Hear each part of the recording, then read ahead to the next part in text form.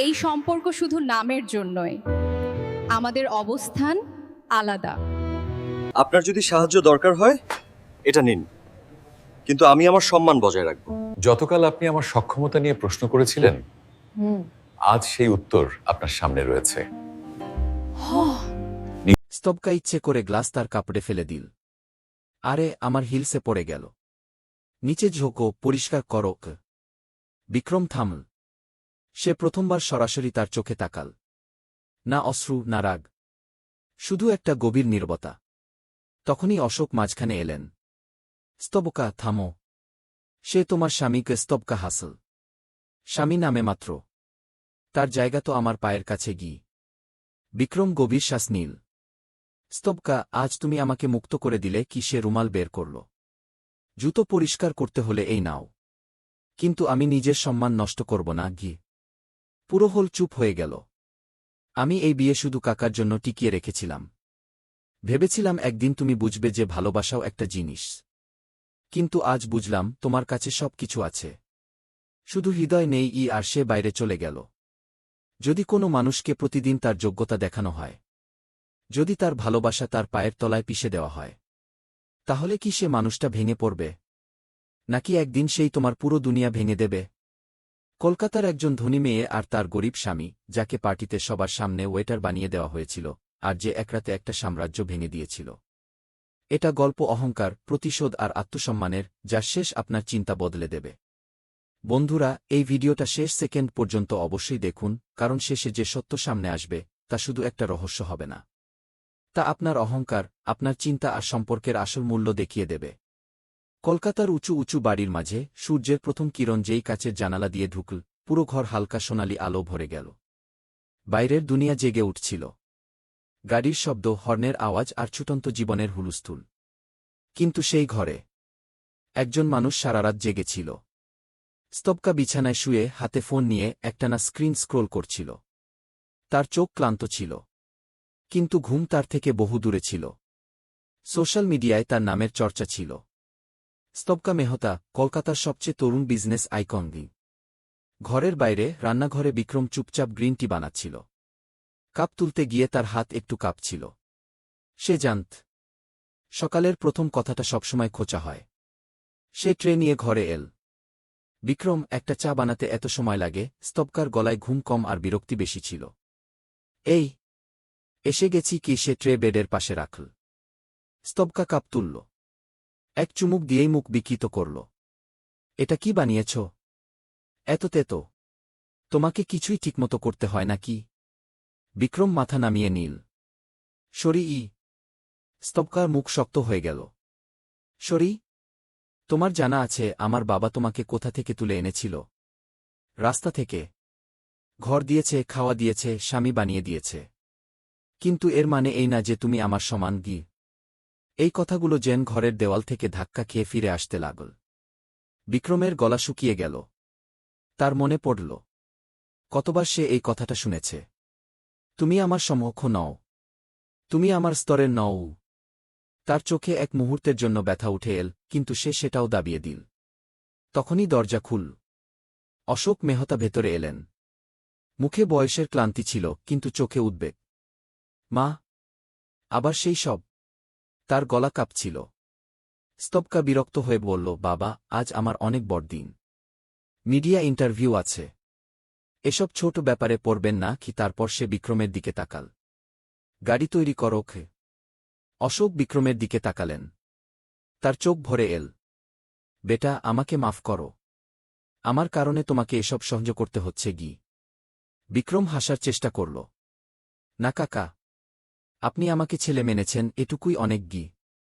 কিন্তু ভেতরে সে ভেঙে পড়ছিল। সে ভাবল, যদি স্তবকা কখনো বুঝতে পারত যে আমি এখানে টাকার জন্য নই, শুধু সম্পর্কের জন্য আছি।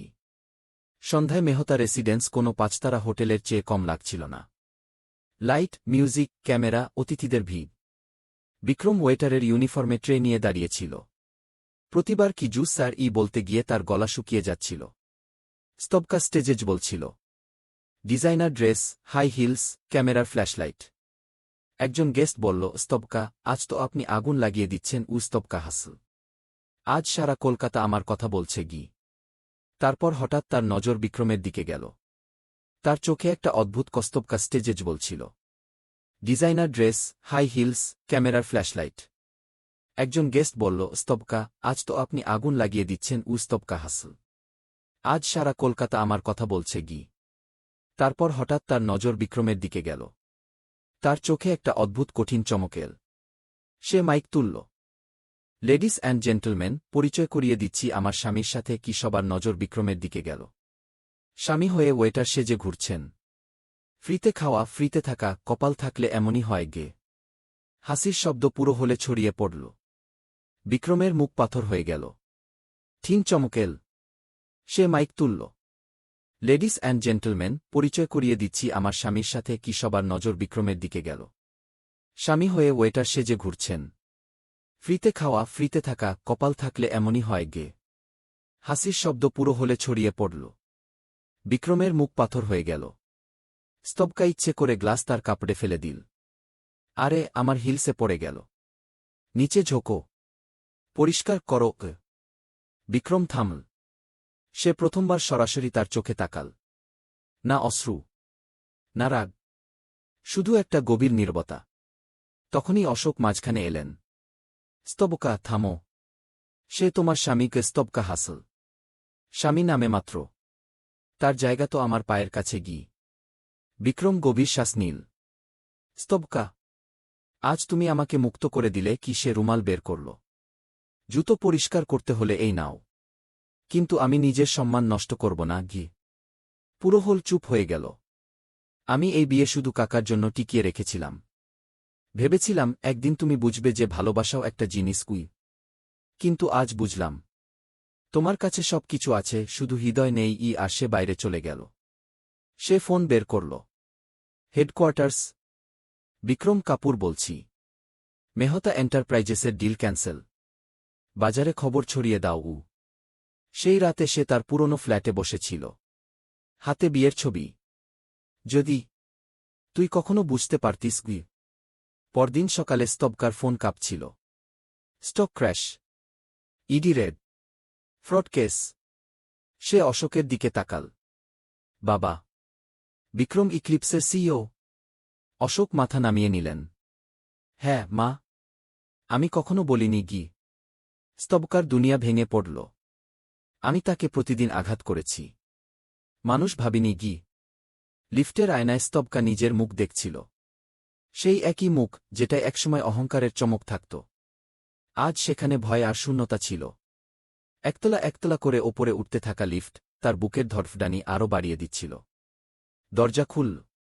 সামনে ছিল ইক্লিপস টেকনোলজির হেড অফিস। কাচের দেওয়াল, মার্বেলের মেঝে, স্যুট পরা মানুষজন, দ্রুত পায়ের শব্দ। স্তবকা রিসেপশনে জিজ্ঞেস করল, আমাকে বিক্রম কাপুরের সাথে দেখা করতে হবে কি? রিসেপশনিস্ট ভাবনা বদলে বলল, অ্যাবজেন্টমেন্ট। স্তবকার গলা কেঁপে গেল। আমি তার স্ত্রী গি। কয়েক সেকেন্ড পরে দরজা খুলল। সে ভেতরে গেল। অফিস বিশাল ছিল। একটা দেওয়ালে শহরের দৃশ্য। চেয়ারে বসেছিল সেই বিক্রম। কিন্তু এখন সাধারণ পোশাকে নয়। গ্রে স্যুট, সোজা পিঠ, ঠান্ডা চোখ। আসুন মিস স্তবকা মেহতা। কি তার গলায় কোনো অনুভূতি ছিল না। স্তবকা কাপা ঠোঁটে বলল, বিক্রম, আমাকে মাফ করো। আমি তোমাকে অনেক কষ্ট দিয়েছি। প্লিজ, কোম্পানি বাঁচাও। বিক্রম ফাইল বন্ধ করল। কাল তুমি আমাকে আমার যোগ্যতা দেখাচ্ছিলে। আজ সেই যোগ্যতাই তোমার সামনে দাঁড়িয়ে আছে গি। স্তবকার চোখ ভরে এল। আমি জানতাম না। আমি অন্ধ ছিলাম ঘে। তখনই দরজা খুলল। করণ ভেতরে এল। স্মার্ট পোশাক, নকল হাসি। স্তবকা, চিন্তা করো না, আমি সব সামলে নেব। বিক্রম একটা ফাইল তার দিকে ছুড়ে দিল। এটা কি করণ? করণের মুখ ফ্যাকাশে হয়ে গেল। এগুলো তোমার ফ্রড ডকুমেন্টস। তুমি মেহতা এন্টারপ্রাইজেসের টাকা বাইরে পাঠিয়েছ। সেই মুহূর্তে দরজা খুলল। পুলিশ ভেতরে এল। করণ হাঁটুতে পড়ে গেল। স্তবকা, সব তোমার জন্য হয়েছে। স্তবকা হতবাক হয়ে গেল। তুমি বলতে তুমি আমাকে ভালোবাসো? করণ কেঁদে পড়ল। আমি টাকাকে ভালোবাসতাম গি। বিক্রম স্তবকার দিকে তাকাল। এখন তোমার পালা গি। স্তবকা কেঁদে পড়ল। আমি যা কিছু করব, শুধু বাবাকে বাঁচাও উই। বিক্রম একটা কাগজ এগিয়ে দিল। 6 মাস আমার বাড়িতে আমার পার্সোনাল অ্যাসিস্ট্যান্ট হয়ে গি। স্তবকার হাত কাঁপছিল। সে সই করে দিল। অশ্রু কাগজে পড়ল। প্রথম দিন সকাল 6টায় অ্যালার্ম। স্তবকার চোখ খুল। ছোট্ট একটা ঘর, সাধারণ বিছানা, কোনো চাকর নেই। বিক্রমের গলা এল, নাস্তা তৈরি কি? স্তবকা কাপা গলায় বলল, হ্যাঁ গি। সে রান্নাঘরে গেল। প্রথমবার সে চা বানাল। হাত পুড়ে গেল। অশ্রু পড়ল। এটাই সেই কাজ যেটা বিক্রম করত। আর আমি সেটা নিয়ে হাসতাম গি। সারাদিন ফাইল, মিটিং, বকাব কি। রাতে সে একা কাঁদত। দিন কাটতে লাগল। স্তবকার হাতের তালু শক্ত হতে লাগল। চোখের অহংকার কমতে লাগল। এক রাতে সে পুরনো ছবি দেখছিল। আমি তোমাকে কতটা কষ্ট দিয়েছি, যদি ফিরে যেতে পারতাম ঘি। একদিন ফোন এল, আপনার বাবার হার্ট অ্যাটাক হয়েছে, 20 লাখ লাগবে গি। স্তবকা দৌড়ে বিক্রমের কাছে গেল। হাঁটুতে বসে পড়ল। প্লিজ বাবাকে বাঁচাও, আমি মরে যাব উ। বিক্রম চুপ রইল। তারপর ফোন তুল। অপারেশন শুরু করো, খরচ আমার ই। স্তবকা ফুপিয়ে ফুপিয়ে কেঁদে পড়ল। কেন? বিক্রম বলল, আমার লড়াই তোমার অহংকারের সাথে ছিল, তোমার বাবার সাথে নয় গি। 6 মাস পূর্ণ হল। অফিসে বিক্রম ডাকল। তুমি বদলে গেছ স্তবকা গি। স্তবকার চোখ ভিজে এল। কষ্ট আমাকে মানুষ বানিয়েছে গি। বিক্রম ফাইল দিল। কোম্পানি ফেরত গি। স্তবকা কেঁদে পড়ল। আমি তোমাকে কি দেব? বিক্রম তার হাত ধরল। তুমি সম্মান দিয়েছ, সেটাই যথেষ্ট উ। অফিসের জানালা দিয়ে বাইরে সন্ধ্যার সূর্য ঢলে পড়ছিল। লাল আলো কাচের দেওয়ালে ছড়িয়ে পড়ছিল, ঠিক যেভাবে স্তবকার মনে গত 6 মাসের স্মৃতিগুলো ছড়িয়ে পড়ছিল। সে হাতে ফাইল নিয়ে দাঁড়িয়েছিল। কাগজ একই ছিল, কিন্তু আজ সেগুলোর মানে বদলে গিয়েছিল। বিক্রম শান্ত গলায় বলল, 6 মাস পূর্ণ হয়ে গেছে স্তবকা গি। স্তবকা মাথা নামিয়ে নিল। এই 6 মাস আমার জীবনের সবচেয়ে কঠিন আর সবচেয়ে জরুরি মাস ছিল উ। বিক্রম চেয়ার থেকে উঠল। প্রথমবার তার মুখে কঠোরতা ছিল না। তোমার মনে আছে তুমি আমাকে কিভাবে দেখতে? স্তবকার চোখ ভরে এল। হ্যাঁ, যেন আমি মানুষ নই, বোঝা ঘি। আজ বুঝতে পেরেছ? বোঝা আমি নিজেই ছিলাম, আমার অহংকারের উ। ঘরে কয়েক মুহূর্ত নীরবতা রইল। তারপর স্তবকা বলল, বিক্রম তুমি চাইলে আমি চলে যাই, আমার কোনো অধিকার নেই যে আবার তোমার জীবনে জায়গা চাইব গি। বিক্রম তার দিকে তাকাল। জায়গা চাইতে হয় না স্তবকা, জায়গা তখনই মেলে যখন মানুষ বদলায় গু। সেই রাতে বিক্রম তাকে ছাদে ডাকল। কলকাতার আলো নিচে জ্বলছিল। ওপরের জ্যোৎস্না, সেই একই ছাদ যেখানে একসময় স্তবকা তাকে অপমান করেছিল। স্তবকা আসতে বলল, আমার মনে আছে সেই রাতের কথা, যখন আমি তোমাকে সবার সামনে মাথা নোয়াতে চেয়েছিলাম। আজও লজ্জা লাগে উই। বিক্রম বলল, আর আমার মনে আছে সেই রাতের কথা, যখন আমি এখান থেকে চলে গিয়েছিলাম। ভেবেছিলাম সব শেষ হয়ে গেছে, কিন্তু আজ সব আবার শুরু হতে পারে গি। স্তবকার গলা কেঁপে গেল। আমি তোমাকে ভালোবাসি বিক্রম। আগে বাসতাম না, কারণ আমি অন্ধ ছিলাম। আজ বুঝি যে ভালোবাসা শুধু টাকা নয়, সম্মান ঘি। বিক্রম তার হাত ধরে নিল।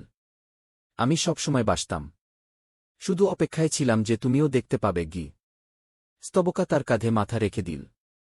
প্রথমবার, কোনো ভয় ছাড়া, কোনো অহংকার ছাড়া। হাসপাতালে অশোক মেহতা ধীরে ধীরে সুস্থ হচ্ছিলেন। যখন স্তবকা আর বিক্রম একসাথে পৌঁছাল, অশোকের চোখে অশ্রু এসে গেল। আজ প্রথমবার মনে হচ্ছে আমার পরিবার পূর্ণ উই। স্তবকা তার হাত ধরল। বাবা, আপনি আমাকে মানুষ বানিয়েছেন, কিন্তু বিক্রম আমাকে বুঝতে শিখিয়েছে গি। কয়েক মাস পরে একটা সাধারণ বিয়ে। কোনো মিডিয়া নেই, কোনো দেখানো নেই, শুধু দুজন মানুষ যারা একে অপরকে হারিয়ে পেয়েছিল। পুরোহিত জিজ্ঞেস করলেন, সমানভাবে সাথ দেবে? স্তবকা বলল, হ্যাঁ গি। বিক্রম বলল, হ্যাঁ উ। এখন না কোনো ঘরজামাই, না অহংকারী স্ত্রী, শুধু স্বামী স্ত্রী। সকালের সেই একই প্রথম কিরণ। কিন্তু এখন স্তবকা বিছানায় ফোন দেখছিল না। সে রান্নাঘরে ছিল। চা বানাতে বানাতে বলল, বিক্রম, চিনি কম না বেশি? বিক্রম হাসল। তুমি যেমন বানাও সেটাই ঠিক। স্তবকা হাসল। আগে আমি চাকে তুচ্ছ ভাবতাম, আজ বুঝি এটাই ভালোবাসা। বিক্রম কাপ তুলল। দুজনে জানালার বাইরে তাকাল। নতুন সকাল, নতুন জীবন। কখনো কখনো জীবন আমাদের ভাঙে যাতে আমরা অহংকার থেকে বেরিয়ে মানুষ হতে পারি। স্তবকা সব কিছু হারিয়ে বুঝতে পেরেছিল যে ভালোবাসা শক্তি নয়, সমতা। আর বিক্রম প্রমাণ করেছিল যে আত্মসম্মানই সবচেয়ে বড় সম্পদ। তো বন্ধুরা, যদি এই গল্প আপনাকে এক মুহূর্তের জন্যও থামিয়ে ভাবতে বাধ্য করে থাকে, তাহলে আপনার সত্যিকারের মতামত আমাদের কমেন্টে অবশ্যই লিখুন। যদি এই গল্প আপনার হৃদয় পর্যন্ত পৌঁছে থাকে তাহলে একটা লাইক করে আমাদের জানান যে এমন মন থেকে বের হওয়া গল্প তৈরি হতে থাকুক। আর আমাদের এটাও জানান যে আপনি এই গল্পটা কোনো শহর বা কোনো গ্রাম থেকে দেখছেন। আপনার জায়গার নাম কমেন্টে অবশ্যই লিখুন।